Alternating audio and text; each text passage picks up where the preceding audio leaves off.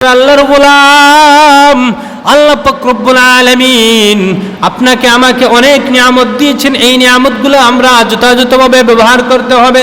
আপনার আমার জন্য এই চোখ বড় নিয়ামত, আপনার আমার জন্য এই কান অনেক বড় নিয়ামত, আপনার আমার জন্য এই ঠোঁট অনেক বড় নিয়ামত। যদি একজন মানুষ পরিপূর্ণ সুস্থ থাকে আর তার ঠোঁট থাকে না, তাহলে এই মানুষটা দেখবেন দেখতে বিশ্রী লাগে, দেখতে কীরকম লাগে, দেখতে কীরকম লাগবে। পরিপূর্ণ একটা মানুষ কিন্তু তার ঠোঁট নেই, যদি ঠোঁট থাকে না তাহলে দেখবেন এই মানুষটা দেখতে কীরকম লাগে, কীরকম লাগে। আপনার আমার জন্য হাত অনেক বড় নিয়ামত। আপনার আমার সম্মুখে অনেক মানুষ দেখা যায় যে মানুষটা পরিপূর্ণ সুস্থ, কথা বলতে পারে, খেতে পারে, হাঁটতে পারে, কিন্তু মানুষটার দুই হাত নেই। হাত না থাকার কারণে সে কিছুই করতে পারে না, তার মনের মধ্যে অনেক কষ্ট, অনেক কষ্ট। আরে ভাই, অথচ আপনি আমি এই হাত দ্বারা অনেক কিছু করি, অনেক কিছু করি, অথচ আল্লাহ পাক রব্বুল আলামিন এই হাত যে আমাদেরকে দিয়েছেন একটি অনেক বড় একটি নিয়ামত। আপনার আমার জন্য পা অনেক বড় নিয়ামত। যদি পা, আপনার আমার পা থাকে না, তাহলে আমরা যেটা ইচ্ছা সেটাই যেতে পারবো না, বিছানায় শুয়ে থাকতে হবে। এই জন্য আপনার আমার জন্য এই পাও অনেক বড় নিয়ামত। এই পাকেও আমরা কি করতে হবে, আমার সঠিক কাজে ব্যবহার করতে হবে। এই জন্য আল্লাহ পাক রব্বুল আলামিন তার কালামের মধ্যে বলেছেন, লাইন শাকারতুম লাযীদান্নাকুম ওয়া লাইন কাফারতুম ইন্না আযাবী লাশাদীদ। আল্লাহ পাক রব্বুল আলামিন তার কালামের মধ্যে আমাদেরকে জানিয়ে দিতে চান।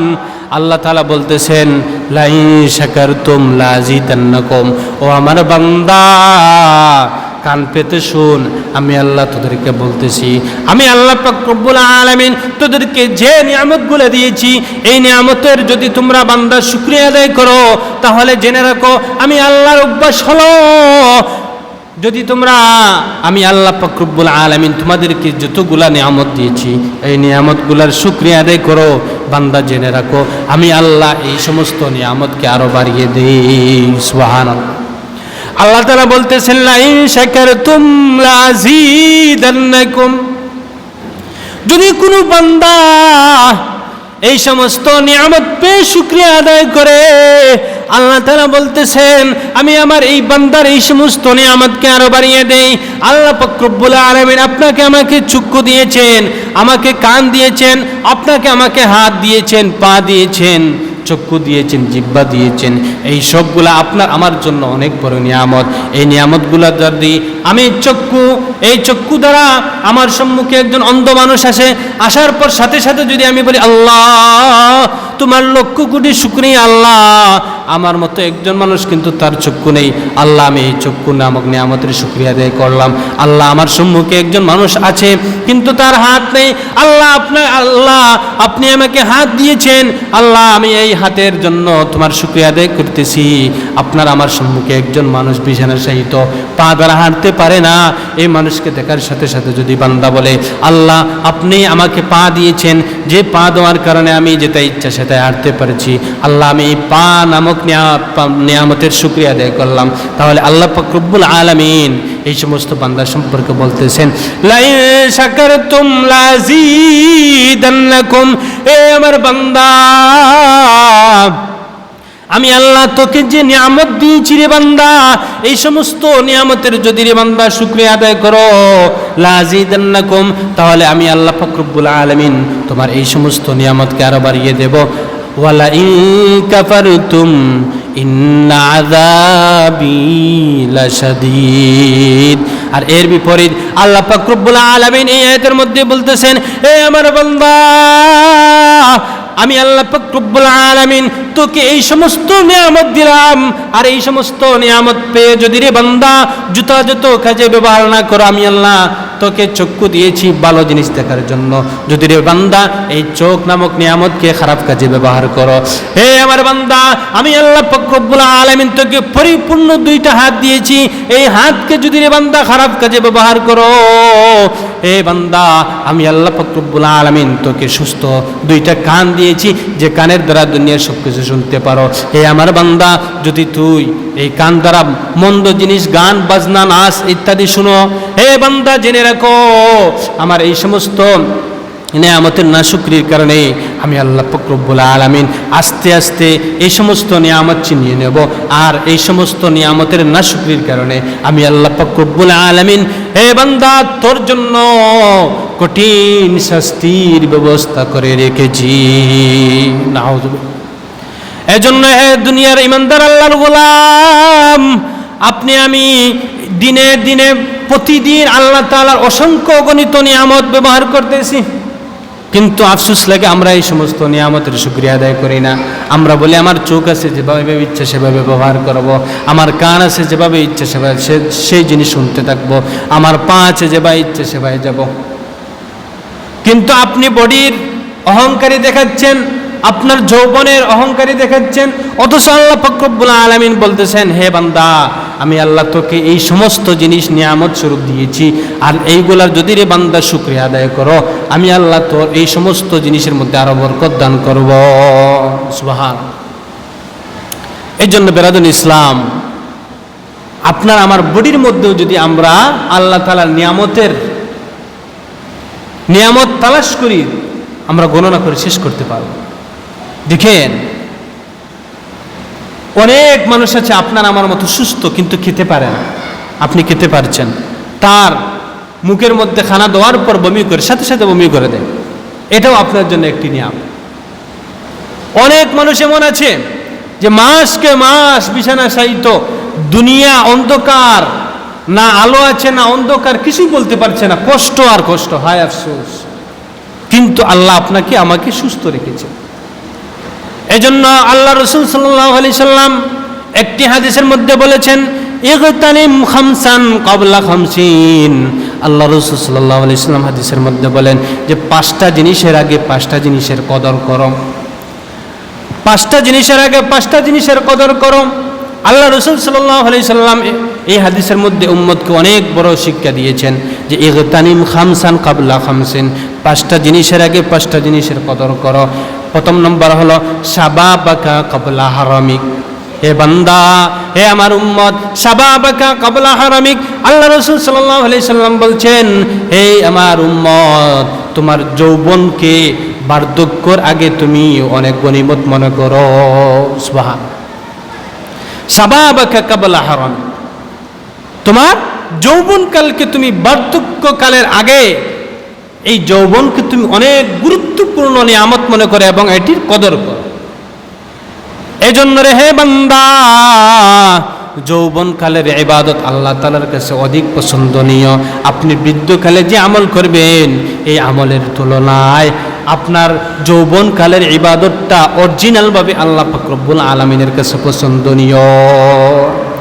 আপনি যদি যৌবনকালে 2 রাকাত নফল নামাজ পড়েন, আর বৃদ্ধ বয়সে আপনি 2 রাকাত 4 রাকাত নফল নামাজ পড়েন, তাহলে আপনার যৌবনের 2 রাকাতের সমান হবে না। কারণ যৌবনকালে এই সময় আপনাকে শয়তান বিভিন্ন রকমের ওয়াসওয়াসা দিতে থাকবে। আপনার যৌবনের তাড়নায় আপনি অনেক কিছু করতে চাইবেন, কিন্তু আল্লাহর ডর, আল্লাহর ভয়ের কারণে যদি বান্দা এই সমস্ত জিনিস তরক করে দিয়ে মওলাকে খুশি করে, তাহলে সে এই যৌবনের সে কি করলো, কদর করলো। আর এই যৌবনকালের ইবাদত আল্লাহ পাক রব্বুল আলামিনের কাছে বেশি পছন্দনীয়। কিন্তু আফসোস লাগে আমাদের বর্তমান জমানার মানুষের অবস্থা হলো, যৌবনকাল আছে, হৃষ্টপুষ্ট যুবক এই সময় দেখবেন নামাজ পড়ে না, নামাজের অবহেলা করে। আর যে সময় বৃদ্ধ হয়ে গেল, তসবিহ নিয়ে রাস্তাঘাটে হাঁটা শুরু করে। আরে ভাই, আফসোস। আপনি মনে করছেন এখন বৃদ্ধ হয়ে গেছেন আর ইবাদত করতে করতে আপনি কামিল হয়ে যাবেন, সম্ভব নয়। আপনার যৌবনকাল আপনার কাছে অনেক গুরুত্বপূর্ণ একটি নিয়ামত। এই যৌবনকাল আল্লাহ পাক রব্বুল আলামিনের কাছে অনেক দামি একটি নিয়ামত। এই যৌবনকালের ইবাদত আল্লাহ তাআলার কাছে অনেক পছন্দনীয় রে বান্দা। এজন্য আল্লাহ রাসূল সাল্লাল্লাহু আলাইহি সাল্লাম হাদিসের মধ্যে বলতেছেন, ইগতানিম খামসান ক্বাবলা খামসিন, যে 5টি জিনিসের আগে 5টি জিনিসকে কদর করো। নাম্বার 1 হলো শাবাবাকা ক্বাবলা হারামিক, যে যৌবনকালকে বার্ধক্যের আগে দ্বিতীয় নম্বর হলো ওয়াসিহাতাকা ক্বাবলা সাকামিক, সুস্থতাকে অসুস্থতার আগে কদর করো।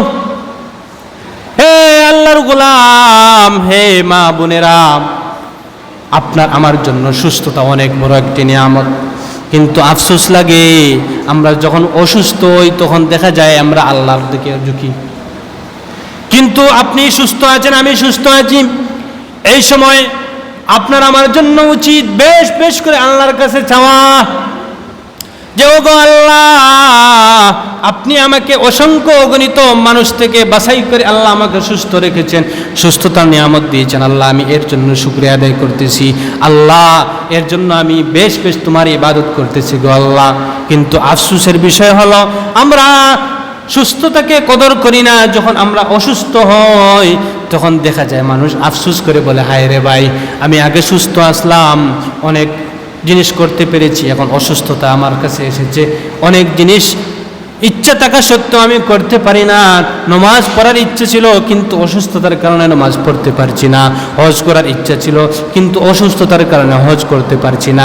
হে ভাই, এখন আফসোস করে কোনো লাভ নেই, আফসোস করে কোনো লাভ নেই। আল্লাহ আপনাকে সুস্থ রেখেছেন, এই সময় আপনি সুস্থতাকে আপনি গনিমত মনে করছেন না, বরং আপনি বলছেন আমি তো যুবক আছি, সুস্থ আছি। কিন্তু আপনি যখন অসুস্থ হলেন তখন এই অসুস্থতার জন্য আপনি সুস্থতাকে কদর করলেন, এরকম নয়। বরং আল্লাহ রাসূল বলতেছেন সিহাতাকা ক্বাবলা সাকামিক, আপনার সুস্থতাকে অসুস্থতার আগে হে বান্দা তুমি নিয়ামত মনে করো। এই জন্য এই সুস্থ অবস্থায় আমরা বেশ বেশ আল্লাহ পাক রব্বুল আলামিনের গোলামি করব। তৃতীয় নম্বর হলো ওয়া ফারাগাকা ক্বাবলা শুগলিক, অবসর সময়কে ব্যস্ততার আগে গনিমত মনে করো রে বান্দা। আল্লাহ রাসূল সাল্লাল্লাহু আলাইহি ওয়াসাল্লাম হাদিসের মধ্যে বলতেছেন, হে আমার উম্মত, তোমার যে সময়টা অবসর থাকবে এই অবসর সময়টা ব্যস্ততার আগে তুমি তোমার জন্য গনিমত মনে করো। এই জন্য হে আমার উম্মত, যখন তুমি অবসর থাকবে এই অবসর সময় বেশি বেশি করে আল্লাহ পাক রব্বুল আলামিনের জিকির করো, বেশি বেশি করে আল্লাহ পাক রব্বুল আলামিনের গোলামি করো। হে আমার উম্মত, এমন এক সময় আসবে তোমার ইচ্ছা থাকা সত্ত্বেও তুমি আল্লাহ তাআলার গোলামি করতে পারবে না, তাসবিহ তাহলিল করার ইচ্ছা থাকা সত্ত্বেও তাসবিহ তাহলিল করতে পারবে না। এমন এক ব্যস্ততা আসবে যে ব্যস্ততার কারণে আপনার অনেক ভালো ভালো জিনিস করার ইচ্ছা থাকা সত্ত্বেও, আমল করার নিয়ত থাকা সত্ত্বেও এ আমার উম্মত আমল করতে পারবে না তোর ব্যস্ততার কারণে। এই জন্য আল্লাহ রাসূল সাল্লাল্লাহু আলাইহি সাল্লাম আপনাদেরকে আমাকে জানিয়ে দিচ্ছেন, হে আমার উম্মতেরা, তোমার অবসর সময়কে ব্যস্ততার আগে তুমি গনিমত মনে করো। আর এই গনিমত মনে করে আল্লাহ পাক রব্বুল আলামিনের বেশি বেশি গোলামি করো, আল্লাহ তাআলার জিকির আজকার করো। যদি রে বান্দা এই অবসর সময়কে তুমি আল্লাহর কাছে লাগাও, তাহলে তুমি এই অবসর যে একটা নিয়ামত, এই নিয়ামতকেও তুমি কাজে লাগালে। আর চতুর্থ নম্বর গুরুত্বপূর্ণ একটি নিয়ামত হলো ওয়াগিনাকা ক্বাবলা ফাকরি, কিসের আগে? দরিদ্রতার আগে। কিসের আগে? দরিদ্রতার আগে। আল্লাহ রাসূল সাল্লাল্লাহু আলাইহি সাল্লাম আপনাকে আমাকে জানিয়ে দিচ্ছেন, হে আমার উম্মতেরা, তোমরা এই ধন সম্পদকে যখন ফকিরি চলে আসবে এই ফকিরির আগে তোমরা নিজেদের জন্য গনিমত মনে করো। কিন্তু আফসোস লাগে আমাদের সমাজে, দেখবেন গরিব ছিল হঠাৎ করে টাকাওয়ালা হয়ে গেছে, এই সময় দেখবেন সে আর দুনিয়াতে নেই, সে অনেক মনে করে রাজপ্রাসাদে ঢুকে গেছে, টাকা পয়সা যেটা ইচ্ছে সেটাই ব্যবহার করে। হে ভাই, আপনি মনে করছেন টাকাওয়ালা হয়ে গেছেন আর আপনি ফকির হবেন না, এরকম না। সকাল বেলার ধনী রে তুই, বিকাল বেলার ফকির, বিকাল বেলার ফকির রে তুই, সকাল বেলার ধনী। হে আমার বান্দা, আল্লাহ তাআলা বলতেছেন, হে উম্মতেরা, হে আমার বান্দারা বান্দিরা, আমি আল্লাহ তোকে সকালবেলা ধনী বানাতে পারি, আমি আল্লাহ চাইলে বিকালবেলা তোকে আবার ফকির বানাতেও সক্ষম। আল্লাহ কি সক্ষম?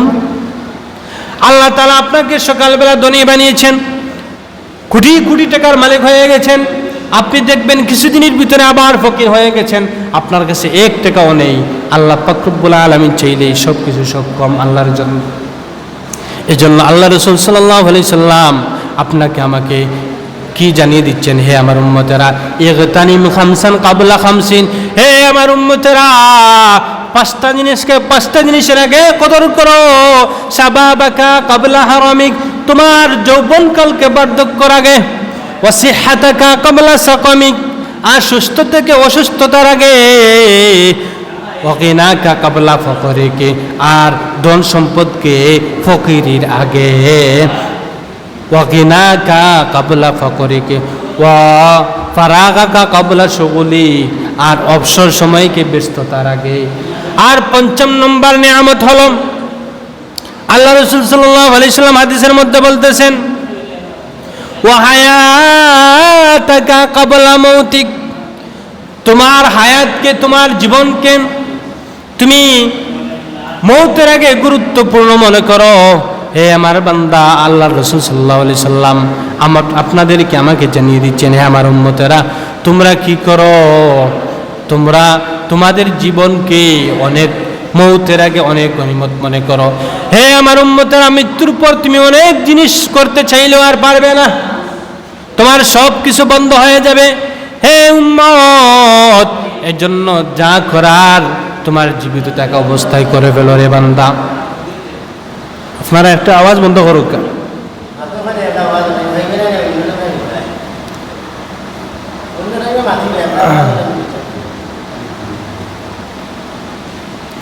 সাল্লাল্লাহু আলা সাইয়্যিদিনা মাওলানা মুহাম্মদ ওয়া আলা আলিহি ওয়া আসহাবিহি ওয়াসাল্লাম। সাল্লাল্লাহু আলা সাইয়্যিদিনা মাওলানা মুহাম্মদ ওয়া আলা আলিহি ওয়া আসহাবিহি ওয়াসাল্লাম। বেরাদরে ইসলাম, এই মসজিদ আল্লাহর ঘর। আমরা যত বেশি, আমি তো আলোচনা করতেছি আল্লাহ তাআলার নিয়ামত সম্পর্কে, আমরা তো এই নিয়ামতের কদর করতে হবে। মসজিদ আল্লাহর ঘর, আমরা যত বেশি পারবো জিকির আজকার করব। যদি আমরা মসজিদে এসে দুনিয়ার সব কিছু শুরু করে দিই তো সব চলবে না। এই জন্য আল্লাহ রাসূল সাল্লাল্লাহু আলাইহি সাল্লাম 5 নম্বর যে গুরুত্বপূর্ণ জিনিস বলেছেন, যে 5টা জিনিসকে 5টা জিনিসের আগে কদর করো। এর 5ম নম্বর হলো হায়াতাকা কাবলা মৌতিক, তোমার হায়াতকে, তোমার জীবনকে মৌতের আগে তোমার জন্য গুরুত্বপূর্ণ মনে করো। আপনি আমি এখন জীবিত আছি, এখন যদি আমরা বেশ আমল করি, আমরা চাইলে করতে পারবো। কিন্তু এর বিপরীত যদি আপনি এই মুহূর্তে মৃত্যুবরণ করেন আর আপনি বলেন, আমি আল্লাহ আমাকে আবার দুনিয়াতে ফিরিয়ে দেন, আল্লাহ আমি আমল করব, সম্ভব নয়। আর সম্ভব হবে? সম্ভব নয়। এই জন্য আল্লাহ রাসূল সাল্লাল্লাহু আলাইহি সাল্লাম এই হাদিসের মধ্যে আপনাকে আমাকে অনেক গুরুত্বপূর্ণ শিক্ষা দিচ্ছেন। হে উম্মতেরা, আল্লাহ রাসূল সাল্লাল্লাহু আলাইহি সাল্লাম জানিয়ে দিচ্ছেন, হে আমার উম্মতেরা, তোমরা তোমাদের জীবনকে অনেক গুরুত্বপূর্ণ মনে করবে। কারণ হে আমার উম্মত, তুমি যদি আজ তোমার মৌত এসে যায়, আল্লাহ পাক রব্বুল আলামিন তোমাকে দুনিয়া থেকে নিয়ে যান, আর তোমার আমল করার ইচ্ছা থেকে এরপরও তুমি আমল করতে পারবে না। এজন্য হে আমার উম্মতেরা, তোমরা তোমাদের জীবনকে তোমাদের জন্য গুরুত্বপূর্ণ মনে করো মৌতের আগে। এই জন্য এই জীবনটাকে তোমরা হেলায় দুলায় কাটাবে না।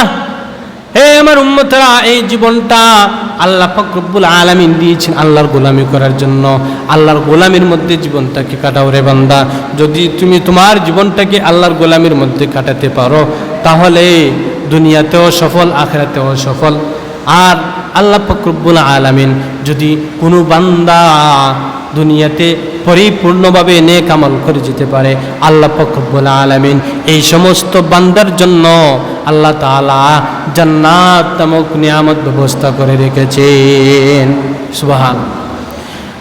ইসলাম, আপনার আমার জন্য আল্লাহ পাক রব্বুল আলামিন অসংখ্য অগণিত নিয়ামত দিয়েছেন, যে নিয়ামতগুলো আমরা যদি গণনা করতে থাকি শেষ হবে। এই জন্য আমরা আমাদের শরীরের মধ্যে, বিশেষ করে আপনার আমার বডির মধ্যে যে সমস্ত নিয়ামত আছে, কমপক্ষে আমরা এই নিয়ামতগুলোর কদর করি। আর এই নিয়ামতগুলোর বডির নিয়ামত ওই সময় কদর করা হবে যদি আমরা এগুলা আল্লাহর সন্তুষ্টি চিত্তে ব্যবহার করি। আল্লাহ বডি দিয়েছেন, সুস্থ বডি দিয়েছেন, আমরা আল্লাহর বেশি বেশি করে গোলামি করব, আল্লাহর ইবাদত করব।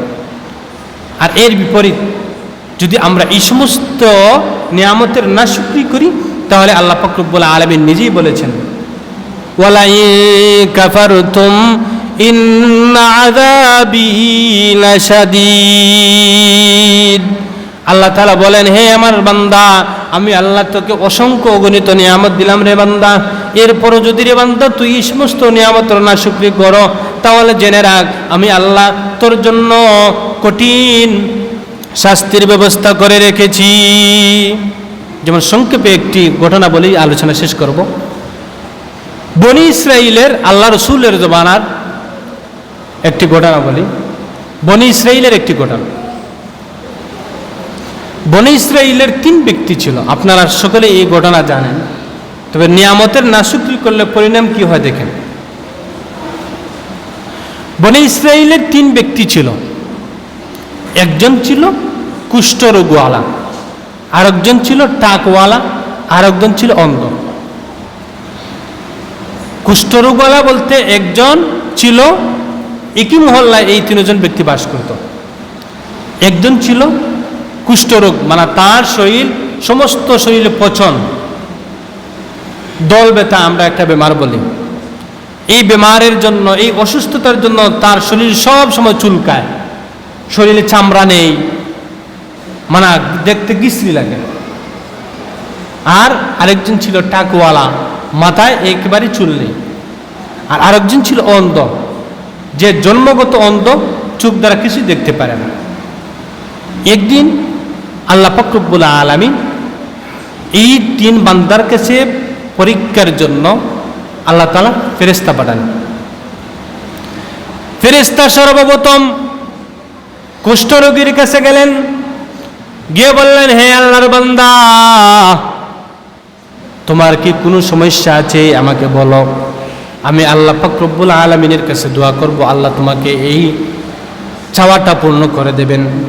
এই কুষ্ঠরোগী বলল, হে ভাই, আমার জীবনের সবচেয়ে বড় চাওয়া হলো আমার শরীরে পচন, আমার চামড়া ভালো নেই, আমার শরীরের মধ্যে পচন ধরেছে, যার কারণে মানুষ আমাকে ঘৃণা করে। আমি চাই আল্লাহ তাআলা যদি আমাকে সুস্থ দেহের একটা অধিকারী বানিয়ে দেন, না হলে আমি অনেক খুশি হব। ফেরেশতা এই কুষ্ঠরোগীর শরীরে হাত বুলালেন, আল্লাহ তাআলার হুকুমে সে পরিপূর্ণ সুস্থ হয়ে গেল। এরপর ফেরেশতা এই ব্যক্তিকে আবার বললেন, তোমার কি কোনো ধন সম্পদের ইচ্ছা আছে? সে বলল, আমি উটের প্রতি আগ্রহী, আমি উট থাকতে ভালো পাই। তখন ফেরেশতা একটি গর্ভবতী উট তাকে, এই বান্দাকে আল্লাহর হুকুমে দান করলেন। সুবহানাল্লাহ। দ্বিতীয় নম্বরে ফেরেশতা টাকওয়ালা ব্যক্তির কাছে গেলেন, গিয়ে বললেন, হে আল্লাহর গোলাম, আল্লাহর বান্দা, তোমার কাছে কি, তোমার কোনো মনে কোনো চাওয়া আছে কি, কোনো কিছু চাওয়ার পাওয়া আছে কি? সে বলল, হে ভাই, আমার কোনো কিছু চাওয়া নাই, তবে আমার মাথায় চুল নেই, যে চুলের কারণে মানুষ আমাকে অনেক সময় ঘৃণা করে, মানুষ আমাকে বিভিন্ন রকমের কথা বলে। যদি আল্লাহ পাক রব্বুল আলামিন আমার মাথা ভর্তি চুল দিয়ে দেন তাহলে আমি অনেক খুশি হব। ফেরেশতা এই ব্যক্তির মাথায় হাত বুলালেন, সাথে সাথে আল্লাহ পাক রব্বুল আলামিন এই ব্যক্তির মাথা পরিপূর্ণ চুলে পরিপূর্ণ করে দিলেন। সুবহানাল্লাহ। এরপরে ফেরেশতা এই ব্যক্তিকে বললেন, ধন সম্পদের প্রতি তোমার কোন জিনিসের আগ্রহী? সে বলল, আমি গরু রাখাকে পছন্দ করি, গরু আমি দেখতে চাই, আমার এই জিনিসটা আমার কাছে পছন্দনীয়। পরবর্তীতে ফেরেশতা আল্লাহ পাক রব্বুল আলামিনের হুকুমে এই ব্যক্তিকে একটি গর্ভবতী গাভী দান করলেন। তৃতীয় নম্বরে ফেরেশতা অন্ধ ব্যক্তির কাছে গেলেন, গিয়ে বললেন, হে ভাই, তোমার কোনো কিছু চাওয়ার আছে কি? সে বলল, আমার কোনো কিছু চাওয়ার নেই, একটা চাওয়া, আমি জন্মগত অন্ধ, যে অন্ধর কারণে আমার দুনিয়ার অনেক কিছু দেখার ইচ্ছা ছিল, কিন্তু আমার চক্ষু নামক নিয়ামত নেই, চক্ষু নামক নিয়ামত নেই। এই চক্ষু নামক নিয়ামত না থাকার কারণে আমি দুনিয়ার ভালো মন্দ কিছুই দেখতে পারি না। আমার মনের একটা স্বপ্ন, আমার মনের একটা ইচ্ছা, যদি আল্লাহ পাক রব্বুল আলামিন আমার উভয় চোখকে ভালো করে দিতেন আমি অনেক খুশি হব। ফেরেশতা এই ব্যক্তির চক্ষুর মধ্যে হাত বুলালেন, সাথে সাথে আল্লাহ পাক রব্বুল আলামিন এই ব্যক্তির চক্ষুকে ভালো করে দিলেন। ফেরেশতা বললেন, তোমার ধন সম্পদের প্রতি কোন জিনিসের আগ্রহী? সে বলল, আমি ছাগল রাখাকে পছন্দ করি। তখন ফেরেশতা আল্লাহ তাআলার হুকুমে এই ব্যক্তিকে মা গর্ভবতী একটা ছাগি দান করলেন। শেষ পর্যায়ে কিছুদিন পরে তাদের অবস্থা এমন হলো যে কুষ্ঠরোগী উঠে এক মাঠ ভরে গেছে, সুবহানাল্লাহ। আর যাকে ফেরেশতা গরু দিয়েছিলেন এই টাকওয়ালা ব্যক্তিকে, তার একটা উপত্যকা গরুর বাছুরে ভরে গেছে, সুবহানাল্লাহ। আর যাকে ছাগল দিয়েছিলেন তার ছাগলের দ্বারা একটা মাঠ ভরে গেছে, সকল তিনজন ধনী হয়ে গেছে, সুবহানাল্লাহ। এরপর আল্লাহ পাক রব্বুল আলামিন পরীক্ষা করার জন্য ওই ফেরেশতাকে আবার তাদের কাছে পাঠালেন। ফেরেশতা প্রথমে যে কুষ্ঠরোগী ছিল তার কাছে গেলেন, গিয়ে বললেন, হে ভাই, আমি একজন মুসাফির, আমি সফরে এসেছিলাম। সফরে আসার কারণে আমার সমস্ত পাতেও শেষ হয়ে গেছে। এখন যদি বাড়িতে যেতে চাই তাহলে আপনার সহযোগিতা ছাড়া আমার বাড়িতে যাওয়া সম্ভব নয়। এজন্য হে ভাই, আমি আপনার কাছে একটা উট চাচ্ছি, আপনি আমাকে কি দিবেন? দেখেন, ওই নিয়ামতের নাশুকি শুরু হয়ে গেছে। সাথে সাথে কুষ্ঠরোগী বলল, এটা সম্ভব নয়। আমি অনেক কষ্ট করে আমার দাদা ফৈদাদা সদ্য সিঁড়ির উত্তরসূরি হিসাবে আমি এই উটগুলা মালিক হয়েছি, খায়া খামনে আমি তোমাকে দিয়ে দেব উট, সম্ভব নয়, যাও, চলে যাও। ফেরেশতা এই ব্যক্তিকে সম্বোধন করে বললেন, হে ব্যক্তি, তুমি কি কুষ্ঠরোগী ছিলে না? তুমি তো একবারে অসহায় ছিলে, আল্লাহ তোমাকে উটের দ্বারা তোমাকে ধনী বানিয়েছেন। যদি তুমি তোমার কথায় মিথ্যাবাদী হয়ে থাকো তাহলে আল্লাহ তাআলা তোমাকে ধ্বংস করে দিবেন। সাথে সাথে এই ব্যক্তি তার পূর্বের যে অবস্থা ছিল সেই অবস্থায় পরিণত হয়ে গেল। নাউযুবিল্লাহ। আমি সংক্ষেপে শেষ করতেছি। দ্বিতীয় নম্বরে ফেরেশতা টাকওয়ালা ব্যক্তির কাছে গেলেন, গিয়ে বললেন, হে ভাই, আমি একজন মুসাফির মানুষ, সফরে এসেছিলাম, হঠাৎ করে আমার পাথর শেষ হয়ে গেছে। এখন যদি আমি বাড়িতে যেতে চাই তাহলে তোমার সহযোগিতা ছাড়া, আমার আর আল্লাহর দয়া ছাড়া বাড়িতে পৌঁছা সম্ভব নয়। এজন্য আমি তোমার কাছে একটা গরু চাইতেছি, যদি আপনি আমাকে দিয়ে দেন তাহলে এর দ্বারা আমি বাড়িতে পৌঁছতে পারবো। টাকওয়ালাও বলল, সম্ভব নয়, চলে যান, চলে যান। এই ব্যক্তিকেও ফেরেশতা বদদুয়া করলেন। বদদুয়া করার কারণে এই ব্যক্তির অবস্থাও আবার পূর্বের মতো হয়ে গেল। নাউযুবিল্লাহ। শেষ পর্যায়ে ফেরেশতা অন্ধ ব্যক্তির কাছে গেলেন, গিয়ে বললেন, হে ভাই, আমি একজন মুসাফির মানুষ, আমি সফরে এসেছিলাম, আমার পাতে শেষ হয়ে গেছে। এখন বাড়িতে যেতে হলে আপনার সাহায্য আর আল্লাহর দয়া ছাড়া পৌঁছা আমার পক্ষে সম্ভব নয়। এজন্য আমি তোমার কাছে কিছু সাহায্য চাই। দেখেন, ওই ব্যক্তি হচ্ছে আল্লাহর শুকরগুজার বান্দা। সে ব্যক্তি বলল, কি জবাবে বলল দেখেন, বলল, হে ভাই, আপনি ছাগল একটা কেন, আপনার যা ইচ্ছা তা নিয়ে যান। শুকরিয়া বলি সুবহানাল্লাহ। কারণ আমি অন্ধ ছিলাম, জন্মগত অন্ধ ছিলাম, যার কারণে আমি দুনিয়ার ভালো মন্দ কিছুই দেখতে পারতাম না। আল্লাহ পাক রব্বুল আলামিন আমাকে দয়া করে, মায়া করে আমার দৃষ্টি ফিরিয়ে দিয়েছেন। এর চাইতে আর বড় নিয়ামত আমার কাছে আর কোনো কিছু নেই। হে ভাই, আপনি তো ছাগল চাইতেছেন, আপনার যা ইচ্ছা তা নিয়ে নেন। তখন ফেরেশতা ওই ব্যক্তির কাছে তার আসল রূপ প্রকাশ করলেন, বললেন, হে ভাই, তোমার ছাগল তোমার কাছে থাকুক। আল্লাহ পাক রব্বুল, আমি হচ্ছি ফেরেশতা। আল্লাহ তাআলা তোমাদেরকে পরীক্ষা করার জন্য মানুষের আকৃতিতে তোমাদের কাছে পাঠিয়েছেন। তোমার উভয় আগের যে দুইজন সাথী ছিল তারা এই পরীক্ষার মধ্যে ফেল করেছে, যার কারণে তাদের পূর্বের যে অবস্থা ছিল এই অবস্থায় ফিরে গেছে। আর আল্লাহ পাক রব্বুল আলামিন আপনার উপর সন্তুষ্ট হয়েছেন। সুবহানাল্লাহ। এই জন্য বেরাদান ইসলাম, নিয়ামতের নাশুকরি অনেক পরিণাম, অনেক পরিণাম। আমি মনে করতেছি যে আমি তো এখন সুস্থ আছি, আমার তো সুস্থতা থাকবে। আপনার আমার দৃষ্টি আছে, এই দৃষ্টি থাকবে। আপনার আমার কান আছে, এই কান থাকবে। হঠাৎ করে দেখবেন আপনি অ্যাক্সিডেন্ট হয়েছে, এমন অ্যাক্সিডেন্ট, আল্লাহ সকলকে হেফাজত করুন, যে আপনার চক্ষু চলে গেছে, কানও চলে গেছে। এটা সম্ভব তো? আল্লাহ চাইলে পারেন। এই জন্য আমরা এই সমস্ত নিয়ামতের সব সময় শুকরিয়া আদায় করব, আর মনে করব যে এগুলার মালিক মূলত আমরা নয়।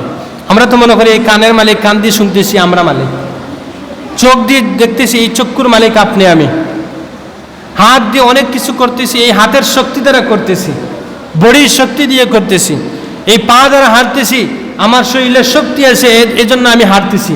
না, এটা কিছুতেই ভাববেন না, এটা কিছুতেই ভাববেন না। এই সবগুলো আল্লাহ পাক রব্বুল আলামিনের পক্ষ থেকে অফুরন্ত নিয়ামত হচ্ছে এগুলো আপনার আমার।